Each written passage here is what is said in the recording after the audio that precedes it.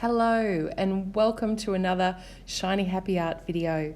This is going straight from the camera onto YouTube, but I have sped it up to about 4 times the speed. The original painting and drawing and painting took just under an hour, probably about 50 minutes all up. So that makes a very long video, and that's why I've deliberately sped it up for you here. Now, what I've got in front of you is a craft pad. So I loved painting and drawing on craft paper, so it's a nice thick version in this particular pad.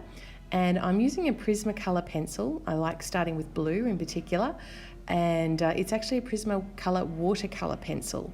And they're lovely and smooth, and there's so much pigment in Prismacolor that they're a joy to use. So as I'm drawing there, it's a bit like joining the dots. Now, every line or every mark is aligned with something else on the page. So as I'm drawing these ears at the side of the character, I'm lining them up with another part of the face so that I know that I'm getting fairly close with the accuracy when I'm copying something that's, well, sort of real. So if you think of it like join the dots, and even if you get those dot marks down to start with and then put your lines in, you'll have a much better or more accurate representation of the thing that you're copying or drawing. So I'm getting pretty sketchy here, knowing that I'm going to be using acrylics as well. And acrylics mean that there's lots of room for adjustment afterwards. Acrylics, once they're dry, you can draw or paint anything on top of it, so it really doesn't have to be perfectly accurate.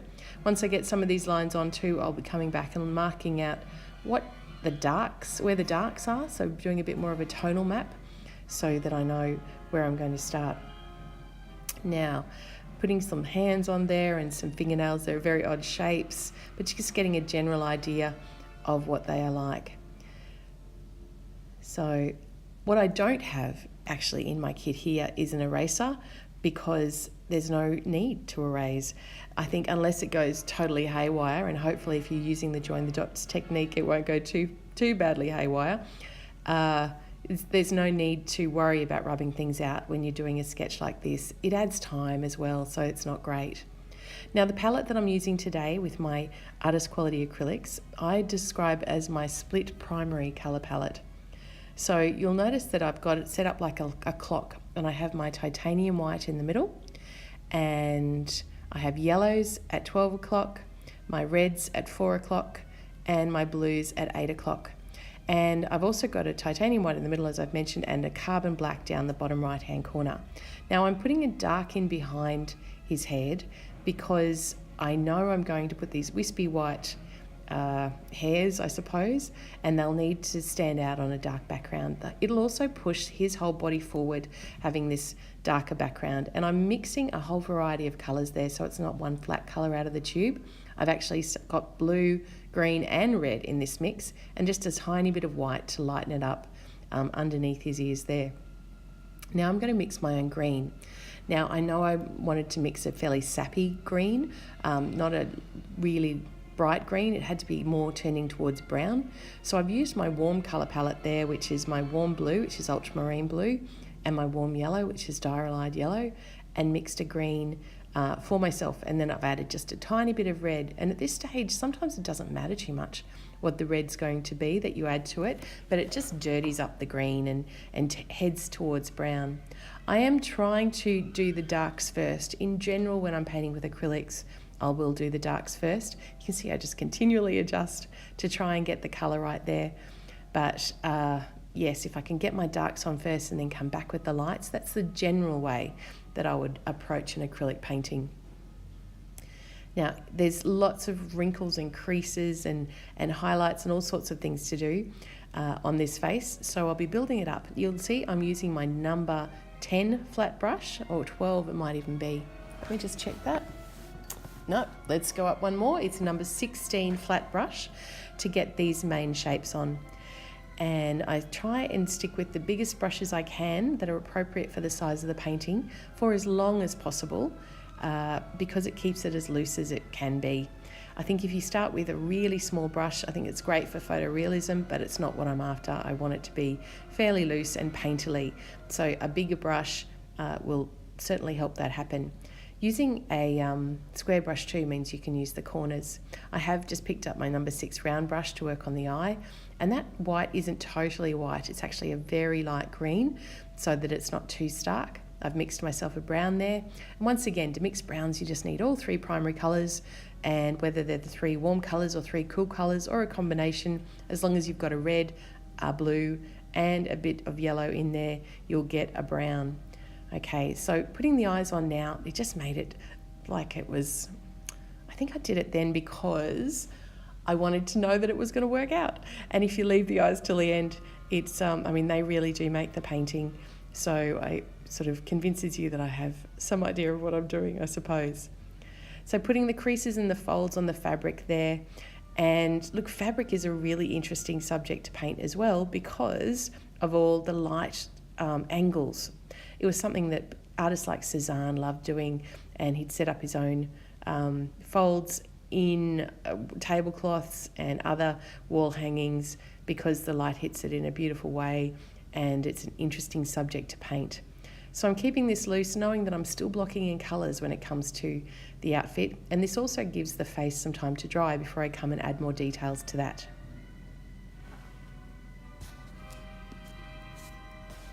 This is the number 6 round brush with the blue handle that I'm using here to try and add some more details.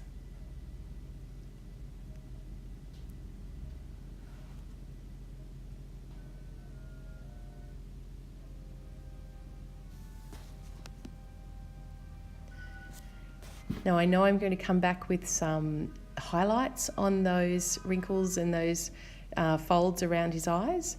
So putting the dark on first means that I'll be able to sandwich the highlights between the white, and then I'll probably come back with some black for some more detail again. But this layering technique also makes it more interesting, I think. So you're not just joining the dots, you're not just making a jigsaw of actual colours. With this approach, you're building it up on top of each other and keeping it loose.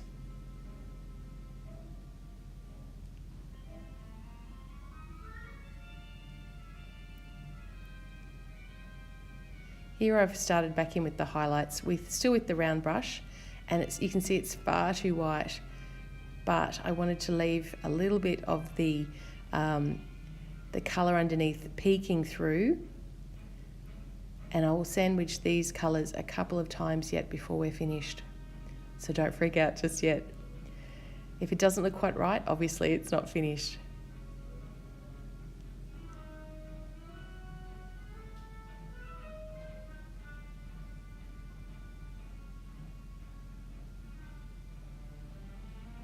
The highlights in the eyes there make a huge difference as well. I think that's when a painting of a figure like this really comes to life. And because I'm using the artist quality paints, they are often, well, depending on the colour, the translucency is fantastic. With the cheaper paints or the student quality paints, you might not have that option. They might not be translucent, which means it's harder to do a glazing effect. You might need to use a medium, but this way you're getting transparent layers of colour over each other, which adds depth to the picture as well. Now I'm back using a square brush here to try and loosen up some of these areas, and I'm using a lot of colours getting in there underneath the chin to make it not too flat and quite interesting, and using the edge of the corner of that flat brush too to add the little details. As I mix a colour, I do look at where else on the page it could be used so that it's not I don't have to remix it all the time, which makes sense. But I'm really coming in now with some final details to make it all work. Constantly looking at whether it's darker or lighter. Getting that eye shape right is taking a little bit of effort, but those bags under the eyes are quite significant. So it's an interesting character to draw, that's for sure.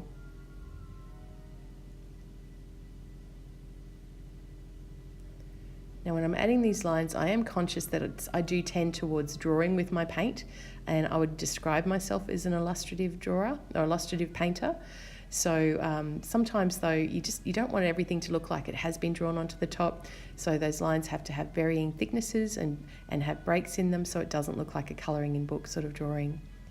Adding some more highlights back again, layer upon layer, seeing where those absolute lightest parts are. with my number 6 round brush.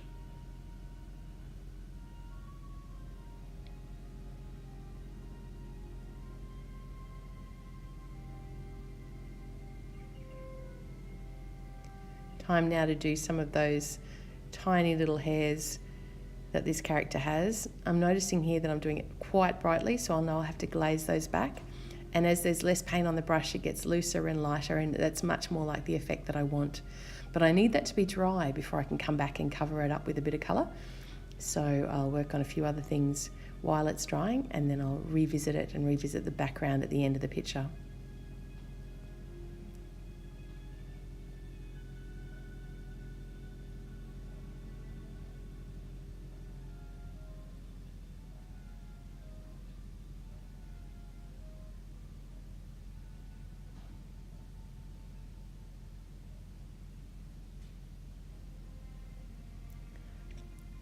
Now I'm adding some details to the clothing, knowing that you don't have to have the same amount of detail everywhere on the painting. So the eyes and the face are the most important part of this. So I'm happy for the hands and the clothes to have less detail.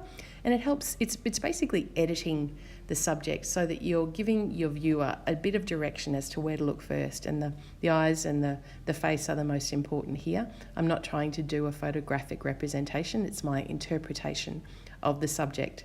So still adding in some extra lines there, getting that mouth closer to right. And here I'm mixing a bit of a glaze so I can tone down how bright that hair was. And then I'll come back and use my finger to rub it back off, I think.